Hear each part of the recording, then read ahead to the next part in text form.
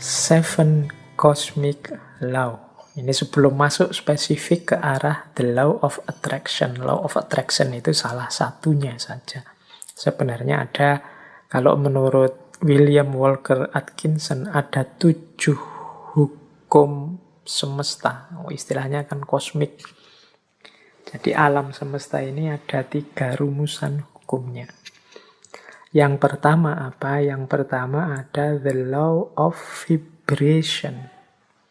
The law of vibration itu segala sesuatu itu bergetar. Tidak ada yang diam. Getaran-getaran dalam frekuensi yang sama akan saling menarik. Kegembiraan akan menarik kegembiraan yang lain.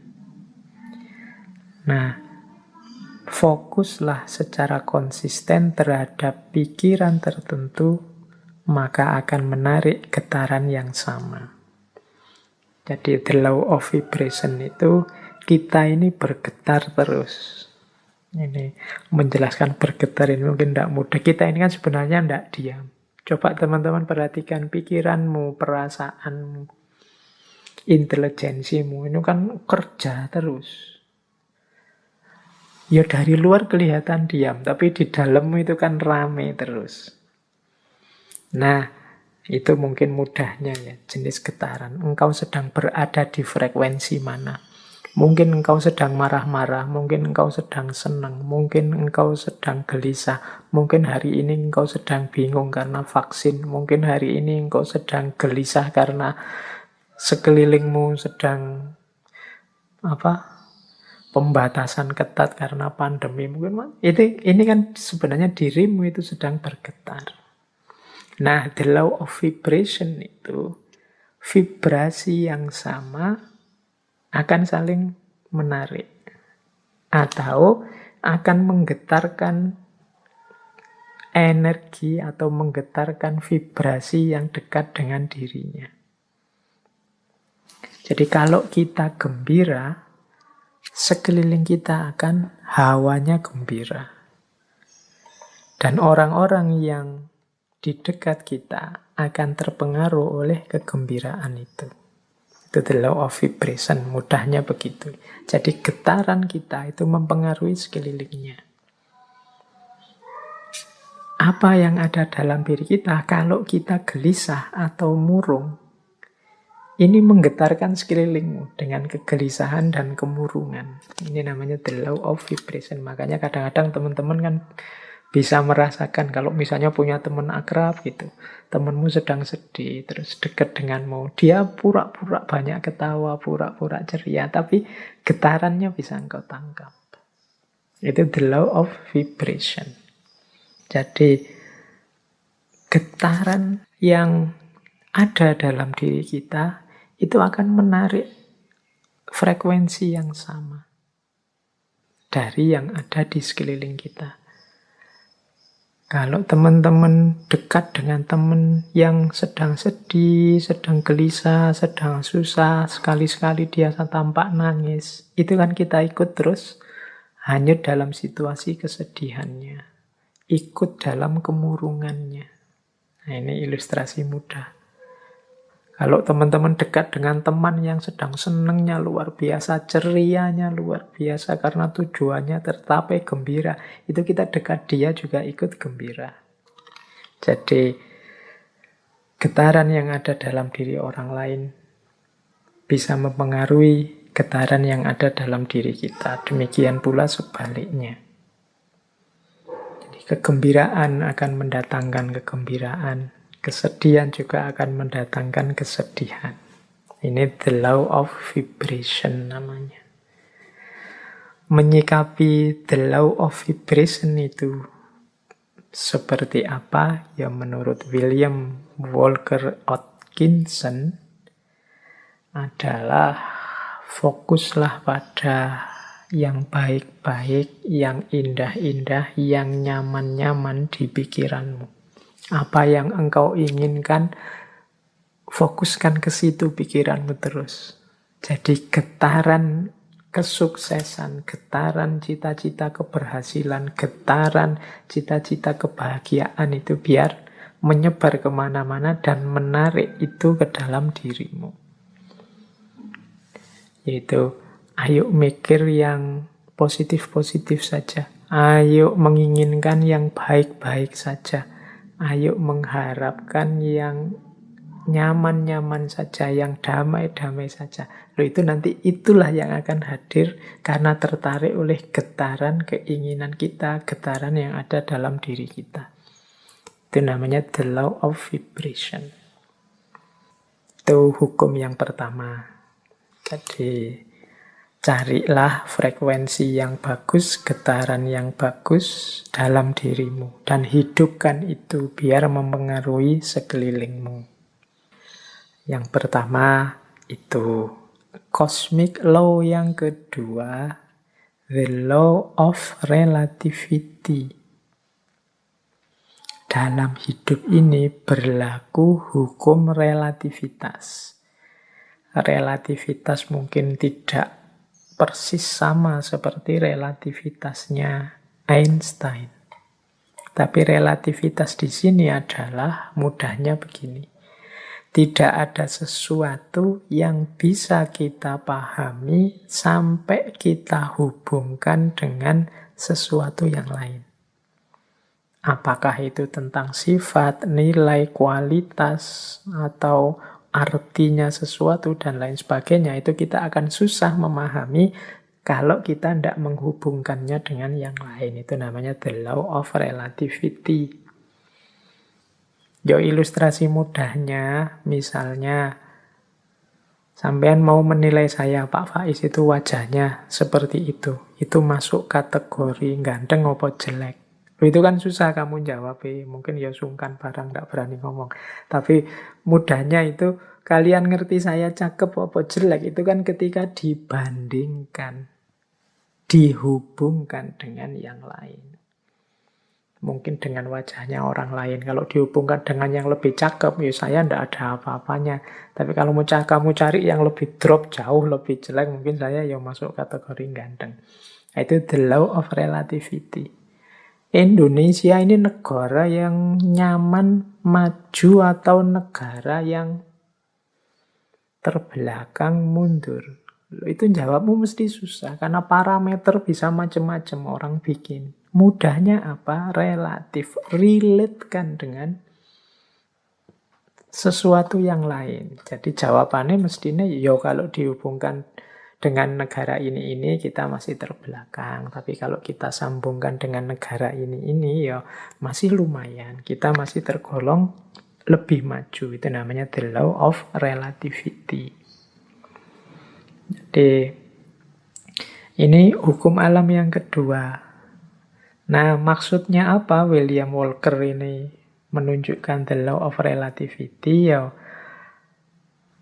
hendaknya kita ini selalu menghubungkan situasi yang kita alami dengan yang lebih buruk atau lebih kurang atau di bawah kita. Tujuannya apa? Biar kita bersyukur. Semua kegelisahan, ya mungkin tidak 100% lah. Sebut saja 90% kegalauan, kegelisahan kita hari ini, itu muncul karena kita merelasikan diri dengan sesuatu yang lain, yang lebih tinggi, lebih bagus, lebih sukses, pokoknya lebih segalanya dari kita. Akhirnya kita tidak mampu untuk bersyukur. Mau bersyukur itu lebih berat karena kita melihat hidup kita ini serba kurang. Kita salah mencari relasi. Menghubungkan diri kita dengan apa. Karena tiap hari mungkin engkau melihatnya artis siapa, atau melihatnya tokoh siapa, atau kiblatmu orang besar siapa, itu terus orang kaya siapa, itu terus orang sukses siapa, itu terus, sehingga ketika menengok dirimu yang lahir hanya pesimisme, underestimate, merasa betapa tidak berharganya dirimu dan lain sebagainya, akhirnya tidak bisa bersyukur. Nah, untuk bisa bersyukur, ingatlah the law of relativity tadi. Kalau engkau mau melihat yang lebih bawah darimu, masih banyak. Ada mahasiswa yang sumpek sekali karena semester akhir belum punya pacar misalnya. Dia lupa bahwa dia jadi mahasiswa itu aja sudah kelebihan yang luar biasa.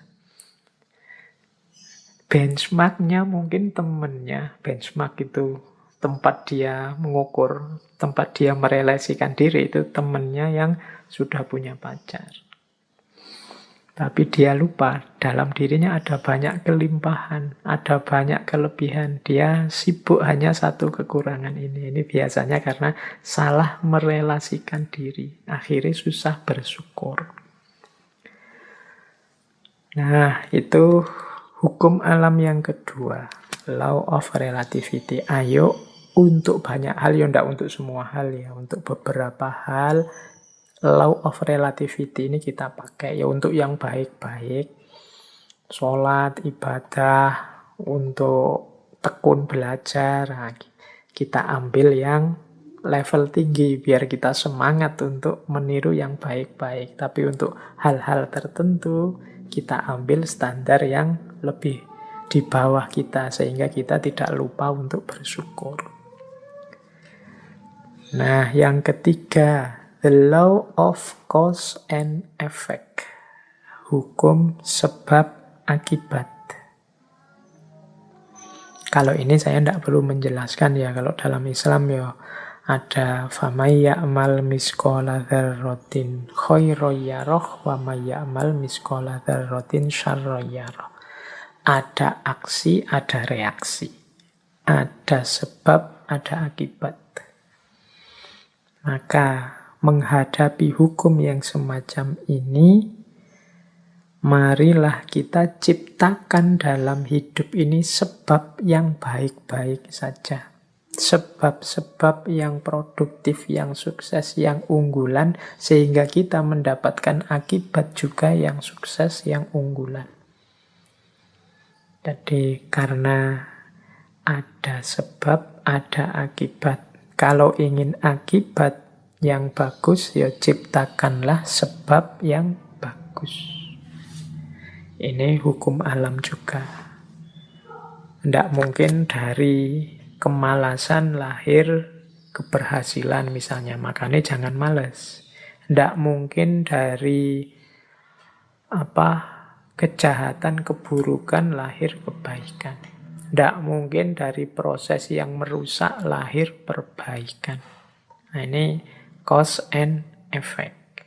Ini hukum alam yang ketiga. Ada sebab, ada akibat. Apapun yang kita panen hari ini, itu adalah benih yang kita tanam sebelumnya. Yang keempat, the law of polarity. Law of polarity ini, segala sesuatu dalam hidup ini ada pasangannya. Ada panas, ada dingin, ada terang, ada gelap. Ada atas bawah, ada baik buruk, ini pasangan.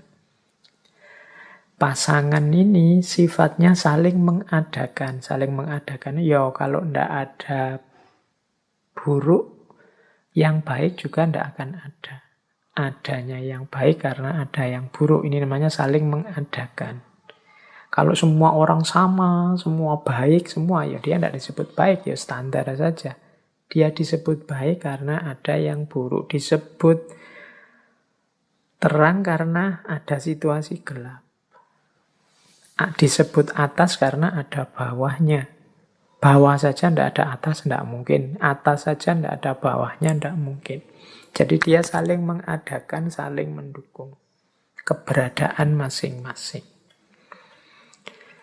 Oke, jadi situasi the law of polarity ini membuat kita nanti tidak mudah melihat satu sisi saja dari sesuatu. Tapi harusnya kita melihat secara lebih lengkap.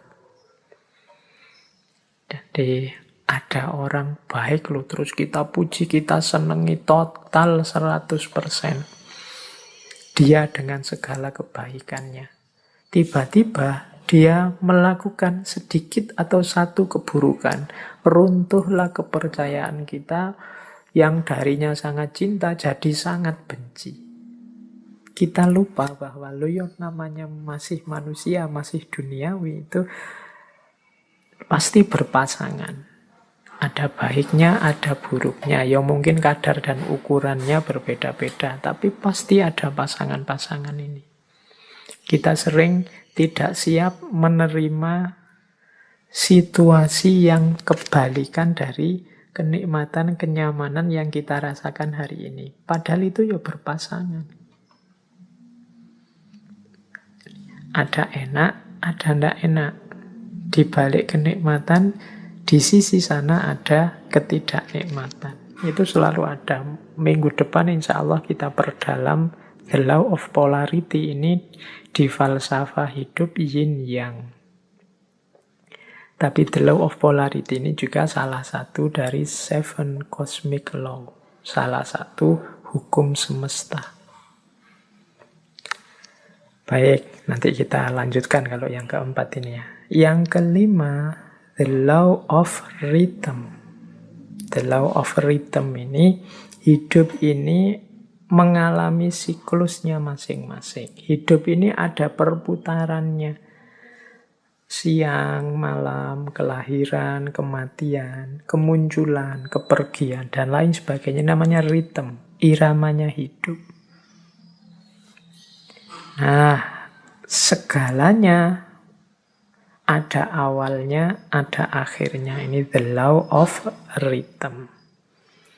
Beberapa kali saya ceritakan kan ada kisah sufi, seorang sufi yang punya jargon, ini pun akan berlalu. Mengalami apapun, apakah itu kesenangan, apakah itu kesedihan, pada saatnya juga akan berlalu. Seberat apapun, seperti apapun.